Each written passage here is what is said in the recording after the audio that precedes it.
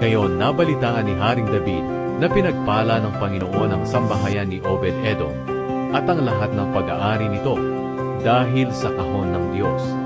Kaya pumunta siya sa bahay nito at kinuha ang kahon ng Diyos at dinala sa Jerusalem ng may kagalakan.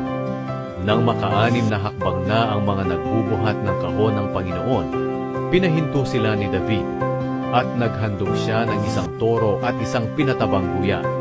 At sumayaw si David ng buong sigla sa presensya ng Panginoon na nakasuot ng espesyal na damit na gawa sa telang linen. Habang dinadala ni David at ng mga Israelita ang kahon ng kasunduan ng Panginoon, nagsisigawan sila at umiihip ng trompeta. Nang papasok na ng lungsod ang kahon ng Panginoon, dumungaw sa bintana si Mikal na anak ni Saul. Nakita niyang nagtatatalon at nagsasasayaw si Haring David sa presensya ng Panginoon, at ikinahiya niya ang ginawa nito. Inilagay nila ang kahon ng Panginoon sa loob ng toldang ipinatayo ni David para rito. Pagkatapos, nag-alay siya sa Panginoon ng mga handog na sinusunog at mga handog para sa mabuting relasyon.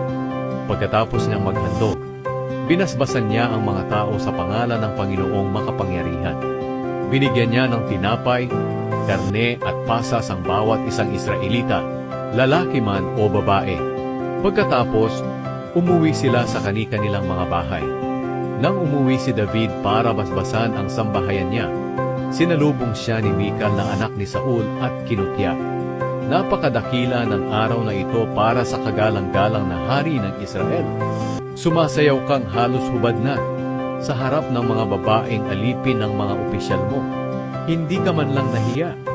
Sinabi ni David kay Mikal, "Ginawa ko iyon sa presensya ng Panginoon na pumili sa akin kapalit ng iyong ama o ng kahit sino pa sa ang kanya.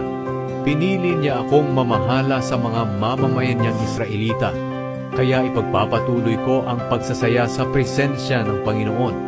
At kahit na nakakahiya pa ang gagawin ko para sa pagdiriwang ng Panginoon, gagawin ko pa rin ito.